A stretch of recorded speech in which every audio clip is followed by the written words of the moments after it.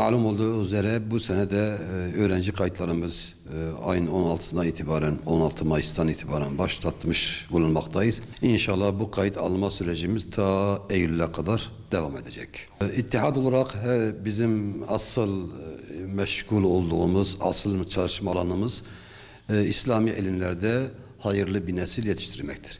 Sahabe-i kirami, selefe salihini ve geçmiş ulemanın çizgisinde, yolunda kendini ilme donatmış ve topluma yararlı birer fert yetiştirmektir. Amacımız odur. Bu noktada içeride 5 yıllık bir eğitim için Arapçaya aldığımız talebeler, İslami ilimler derken fıkıh, hadis, tefsir, usul ve bunların alet ilimleriyle beraber bütün bu ilimleri 5 senede okuyorlar. Bununla beraber bu ilmi okurken aynı zamanda dışarıda okula gidiyorlar ve İmam Hatip, İlahiyat gibi okulları da bitirmiş oluyorlar. Yani ilimleriyle beraber okulda okumuş olacaklar inşallah Teala.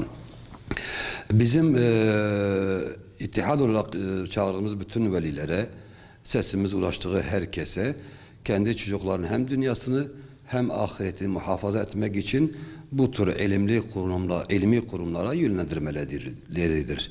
Meşhur bir söz vardır, güzel bir sözdür aynı zamanda. Dünyayı istersen ilim oku, ahireti istersen yine ilim oku, her ikisini de istersen yine ilim oku. Yani hem dünya hem ahiret ve hem de her ikisi de mutlaka ilimle olur. Yani ilimsiz hiçbir insan yetişmemiştir. Cahil kalır, geri kalır. Bu manada malum toplumumuz ciddi bir yozlaşma topluma hakim olmuş.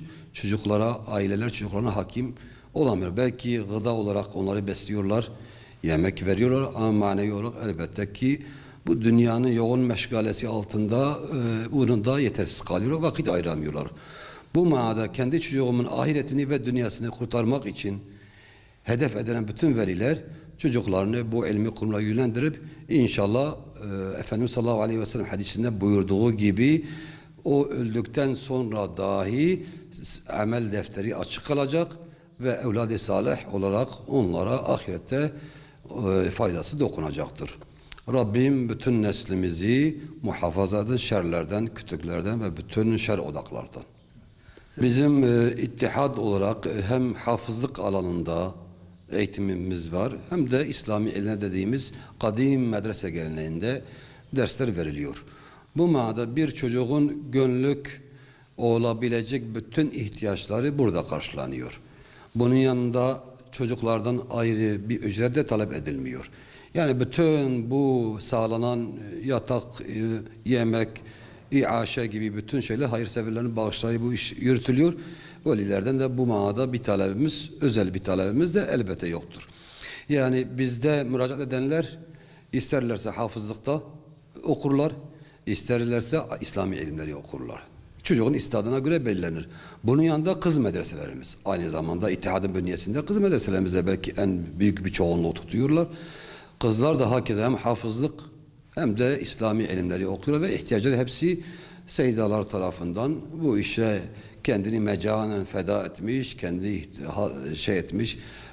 vakıf etmiş diyebileceğimiz Müslüman kardeşlerimiz tarafından sağlanıyor. Başvurular bizim sosyal medyada paylaştığımız genel merkezin aldığı başvurular var.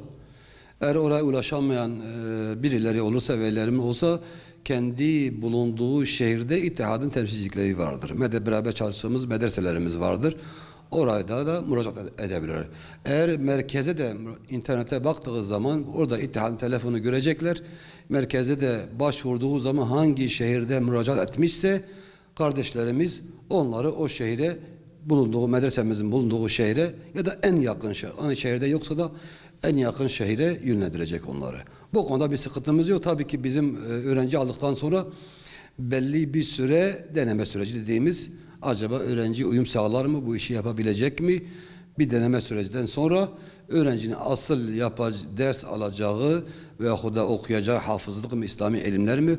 O konuda onun hakkında yetkili hocalarımız tarafından karar veriliyor. Yani doğrusu İslami ilimlerde fazla kotamız yok. Aşağı yukarı inşallah müracaat edenlerin hemen hemen hepsini alacağız.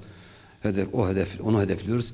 Yalnız hafızlıkta kotamız çok sınırlıdır.